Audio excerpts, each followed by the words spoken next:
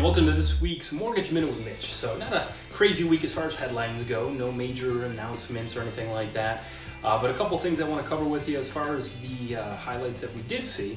So first one being the housing market index came back at 55. Now that's a very good sign because anything above 50 means expansion, below 50 is kind of contraction in the builder's market. So back in January, we started the year at 35, so we've since gone all the way up to 55 this past month, a high for the year, showing that builders are seeing more confidence down the road, and ultimately that should lead to some more inventory when it comes to single-family homes in the future. Now, as far as anybody putting their home in the market, they're seeing things move quickly. So just 2 months ago, it took an average of 29 days to get a home under contract once it hit the market.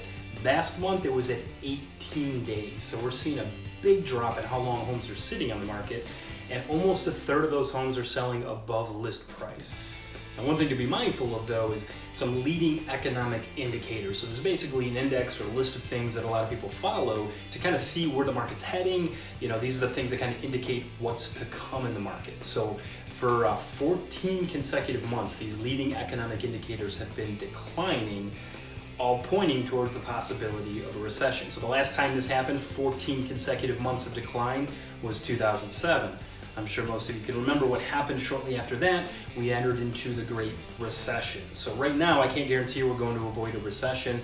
It's been a hot topic for the better part of the last year and a half. But one thing I can say is the housing market is in a much different shape. Things are a lot stronger. People are not walking away from their homes, so we're not seeing the massive amount of foreclosures we were seeing back in 2007, 2008.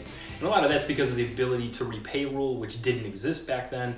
So believe it or not, we have to make sure clients are qualified and can afford the mortgage nowadays. Before I got in the industry in 2010, it didn't work that way. So luckily, that puts us in a much stronger position, and overall, the housing market is very healthy. So just know that if you are in the market to buy a home, we'd love to help you out. I'm following all these indicators, trying to keep tabs on things so you don't have to. So let me know what questions you have. Would love to help you out. So heading into the weekend, the Guardians are going to be facing the Brewers. And believe it or not, we have a 4-game win streak. Now, granted, it was against the Athletics, 3 of those wins, but hey, we'll take it. Congrats, Bo Naylor, for getting your first hit. So now we have 2 Naylors on the team. Little brother duo. We'll see if he can help strengthen that catcher's position. And the Cavs went ahead and took a risk. So welcome to the Cavaliers, Emoni Bates. A little bit of a checkered past, but hopefully he can turn things around, become a professional basketball player, and help contribute from day one. So we'll see what happens there. But as always, thank you for watching. We'll see you next week.